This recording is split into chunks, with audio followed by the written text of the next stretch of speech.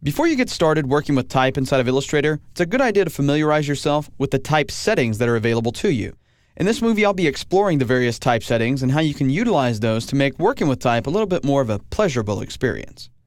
First thing we're going to do is we're going to go up to the Edit menu, and we're going to choose Preferences, and then we're going to go to Type. Inside of the Type section, there are a couple of things that you need to be aware of. The top section here controls some of the basic options that would exist normally inside of a character or paragraph panel. Now, you can set these defaults if you want to, but in most cases, you're going to actually be changing these as you go by utilizing those panels. We'll cover those panels in depth in their own movie a little bit later on. Another thing you might want to be aware of is Type Object Selection by Path Only. This is a lot like the selection preference where you had to actually click on the path in order to select the object.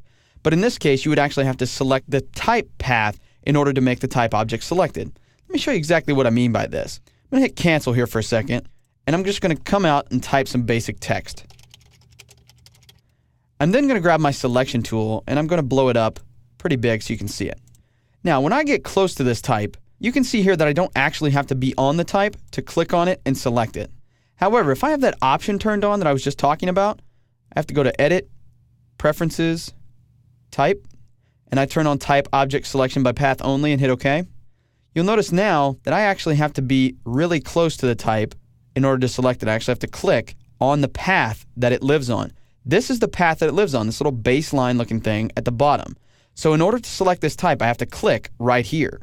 If you don't like that, you can go back in the preferences and turn that off. Again, that's Edit, Preferences, and then going back to Type. For this particular chapter, I'm going to turn this off. Although when I'm normally working inside of Illustrator, I do have this turned on. You can also choose to show font names in English, show Asian options if you need to. Number of recent fonts. This is a big one.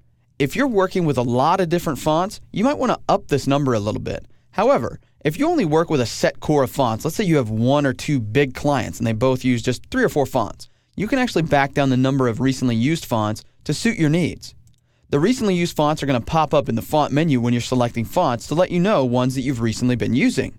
This is extremely helpful because it allows you to get to the fonts you use most often very quickly without having to scroll through the entire list. The last type setting that is really important to me is Font Preview. By default, it's set to medium, but some people actually like to put it on small. Let me show you the differences between all 3 settings here. Let's leave it on small and hit OK.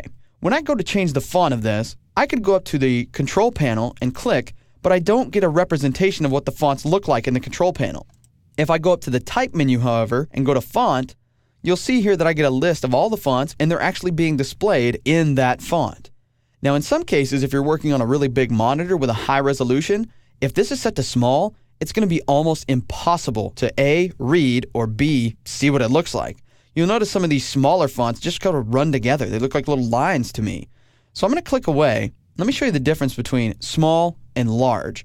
I'll go back up to the Edit menu, go into Preferences, and go back to my Type, and I'll turn the preview from small to large. Hit OK.